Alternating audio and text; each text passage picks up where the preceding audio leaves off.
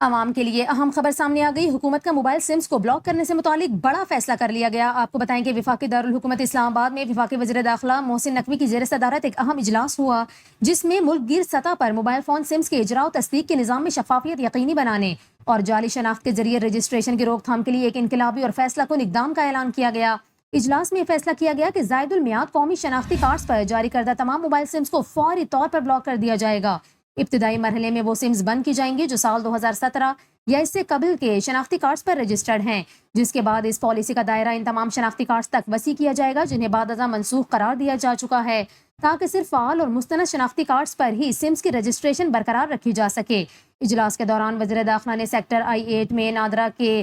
10 منزلہ mega centre کا سنگ بنیاد بھی رکھا، جس کی تعمیر جون 2026 تک مکمل ہونے کی توقع ہے۔ اس موقع پر chairman NADRA lieutenant general retired Muhammad Munir Afsar نے تفصیلی بریفنگ دیتے ہوئے بتایا کہ پاکستان ٹیلی کمیونیکیشن اتھارٹی کے تعاون سے وہ تمام موبائل سمز بند کی جا رہی ہیں جو وفات یافتہ افراد یا زائد المیعاد شناختی کارڈز رکھنے والے افراد کے نام پر رجسٹرڈ ہیں۔